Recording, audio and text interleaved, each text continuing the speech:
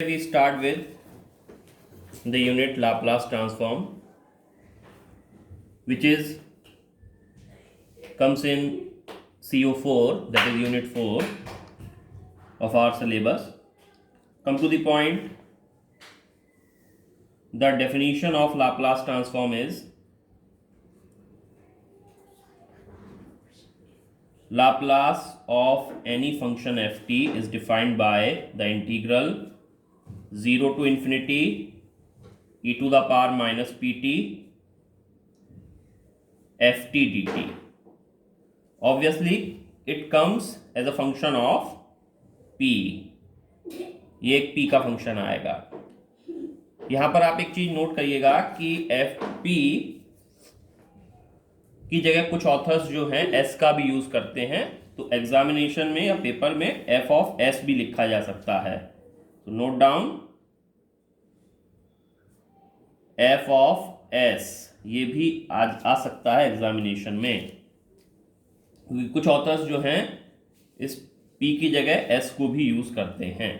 Right. There are some fundamental formulae which are very useful to define Laplace transformation, that is called basic functions. So Laplace transform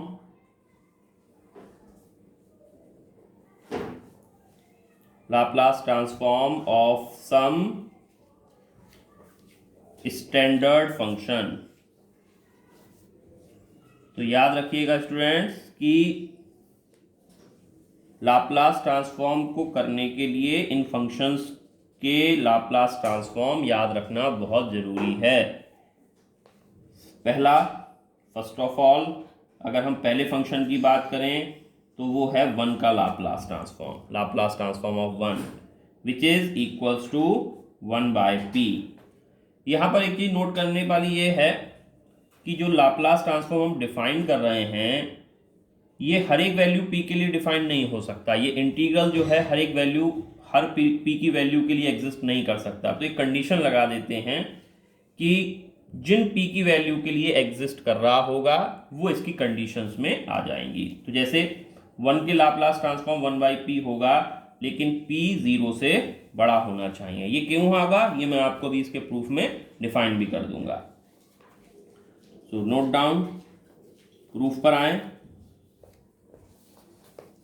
By the basic definition, Laplace is defined by integral 0 to infinity e to the power minus pt ft dt. So, Laplace transform of 1, 0 to infinity e to the power minus pt 1 dt. Integral अगर e to the power minus pt का हम लोग करें तो e to the power minus pt upon minus p within the limit 0 to infinity. अब यदि ये 1 by p या माइनस 1 बाई पी हम बाहर ले लें तो minus 1 by p e to the power minus infinity always 0. For lower limit put minus sign e to the power 0 again. E to the power 0 हम जानते कोई पावर 0 है वो 1 होगा, तो 0 minus 1 minus minus plus, then we get the result 1 by p. अब ये क्यों कह रहे हैं कि p 0 से बड़ा होना चाहिए? देखिए, अगर यहाँ पर p 0 से बड़ा नहीं होगा तो ये पॉजिटिव बन जाएगा, बिकॉज अगर p को हम नेगेटिव ले लें तो माइनस माइनस प्लस, और e to the power infinity जो है वो नॉट डिफाइंड होता है. That's why always here p 0 से बड़ा होगा. So 1 by p greater than 0. तो ये 1 का लाप्लास हो गया 1 बाय p. इसी तरह से अगर हम लाप्लास ट्रांसफॉर्म ऑफ t की बात करें then its value is 1 by P square. Condition is also p greater than 0. फिर से इसके प्रूफ पर आइए. सिमिलरली, तो बाय बेसिक डेफिनेशन किसी फंक्शन का लाप्लास किसके बराबर होगा? 0 to infinity e to the power minus P t f t d t. Therefore, t square का लाप्लास t का लाप्लास, फंक्शन t लिया था तो t का लाप्लास किसके बराबर? 0 to infinity e to the power minus P t t d t. अब अगर इसको इंटीग्रेट करें तो फर्स्ट फंक्शन t को मानते हुए, तो first function t integration of e to the power minus P t is e to the power minus P t upon minus p, minus chain rule हम लगा रहे हैं इस पर, तो माइनस साइन, ऑल्टरनेट साइन आता है, माइनस साइन, t का डिफरेंशिएशन 1, और फर्दर जब हम इसको इंटीग्रेट करेंगे तो e to the power minus P T और माइनस पी फिर आएगा, तो minus P into minus P, P square, और within the limit 0 to infinity. ध्यान दीजिए फिर से, e to the power infinity जब हम रखेंगे तो e to the power minus infinity 0, तो ये टर्म 0 हो गया, e to the power minus infinity 0, ये भी 0 हो गया, तो अपर लिमिट से पूरी वैल्यू 0 हो जाएगी, 0 हो गया।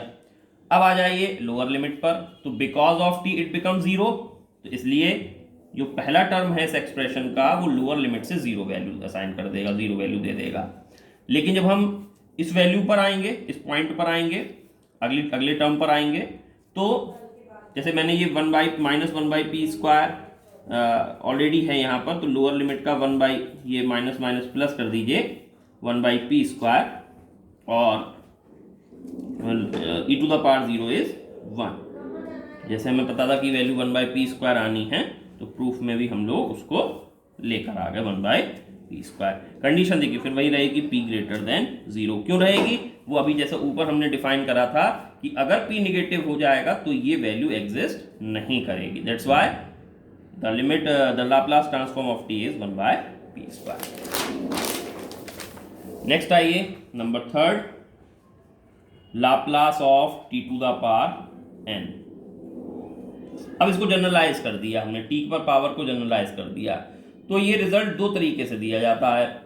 एक तो ये वैल्यू होती है gamma n plus 1 upon p to the power n plus 1,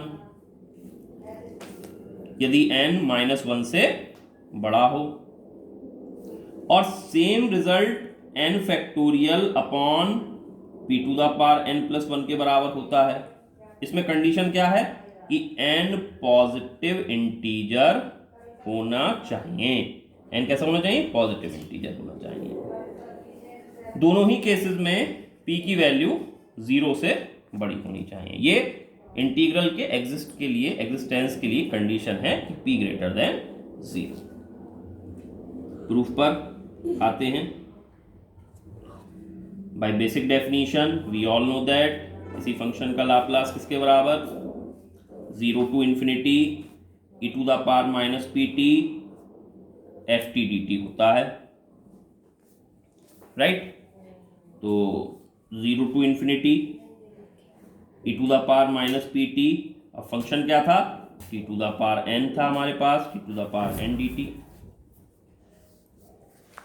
function हमारे पास क्या था? t to the power n था। अब हम क्या काम करने वाले हैं कि 0 to infinity e to the power minus P t t to the power n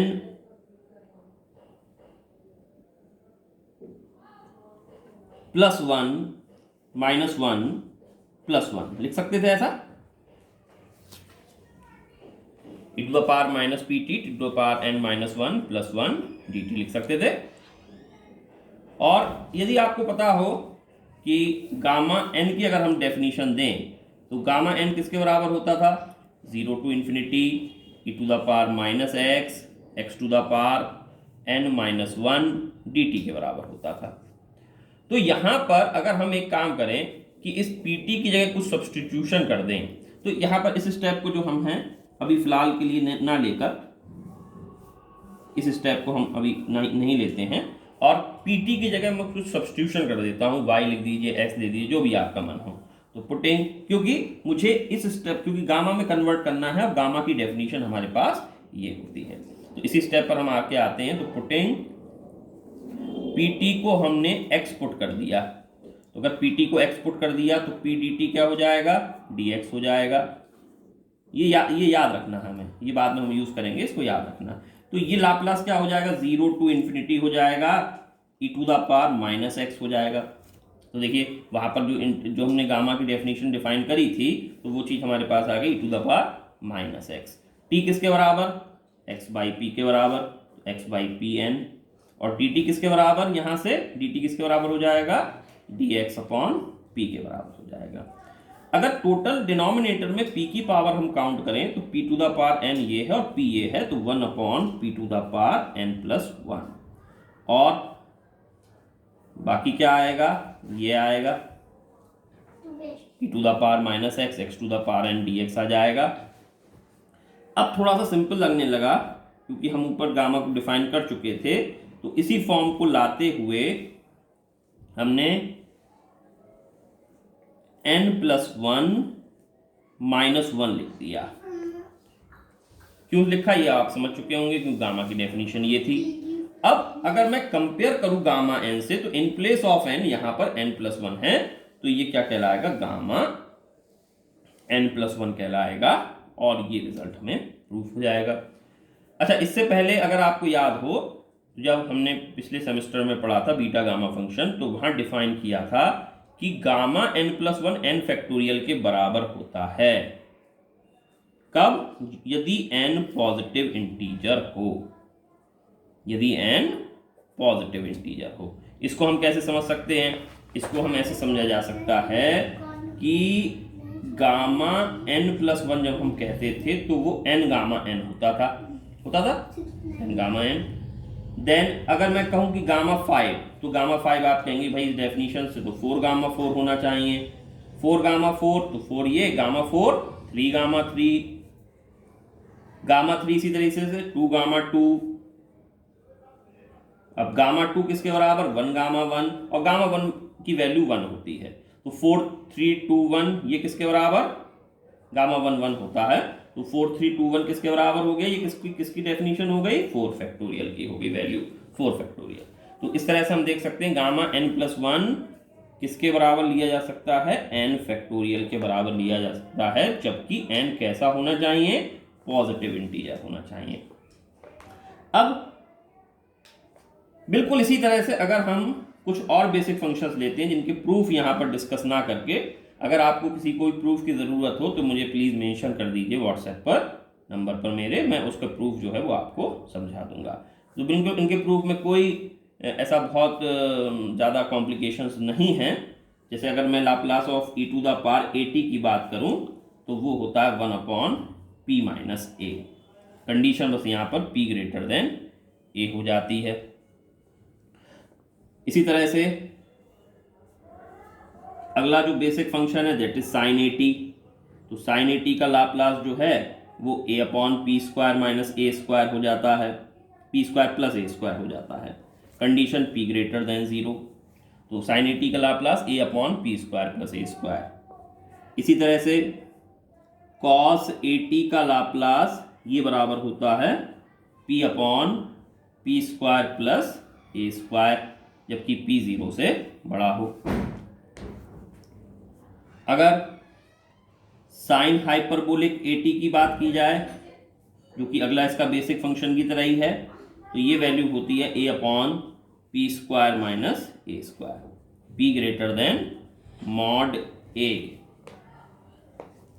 और आखिरी जो हमारा बेसिक फंक्शन लिया जाता है वो कॉस हाइपरबोलिक at होता है, जिसकी वैल्यू होती है p/p² - a², जबकि p mod a से बड़ा हो।